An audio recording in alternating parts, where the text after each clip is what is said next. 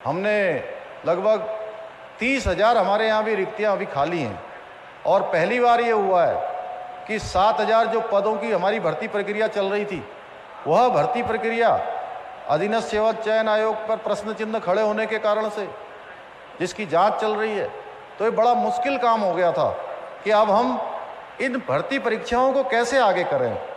कहीं हमारे नौजवानों को, युवाओं को, हमारे बेटे बेटियों को इन परीक्षाओं में हो रहे विलंब के कारण से कुछ भुगतान न करना पड़े। उसके लिए हमने तय किया कि हम इसको अपने मंत्रिमंडल में हमने चर्चा करी और मंत्रिमंडल में हमने फैसला किया कि हमारे इन बेटे बेटियों के साथ किसी प्रकार की भी रुकावट नहीं होने देंगे और सारी की सारी भर्तियां तय समय सीमा पर अधीनस्थ सेवा चयन आयोग से ट्रांसफर करके सीधे हमने लोक सेवा आयोग को कर दिया। भाइयों बहनों, उसके सारे के सारे कैलेंडर जारी हो गए। और जब हमने ये निर्णय लिया था तो कुछ लोग, चूंकि आलोचना करना मेरा बहुत स्वभाव नहीं है, लेकिन कुछ लोग इस पर भी अपनी टिप्पणी कर रहे थे कि ये कैसे संभव हो पाएगा, हो ही नहीं सकता, महीनों लग जाएंगे, सालों लग जाएंगे।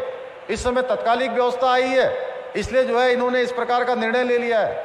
लेकिन भाइयों बहनों, ये हमने सितंबर माह में निर्णय लिया था और अक्टूबर माह में इसके विज्ञापन कैलेंडर जारी होकर, इसका भर्ती कैलेंडर जारी होकर इसके विज्ञापन भी निकल गए हैं और अगले 1-2 महीनों में सारी भर्ती प्रक्रिया पूरी हो जाएगी।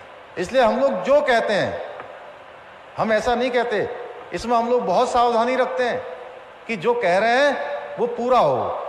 ऐसा ना हो कि पता चला कि हमने बड़ी बड़ी बातें तो कर दी लेकिन वो बातें धरातल पर नहीं उतरी। यह हमारे नेतृत्व का भी, हमारी जो लीडरशिप है, हमारी लीडरशिप भी जो कहती है वो करती है।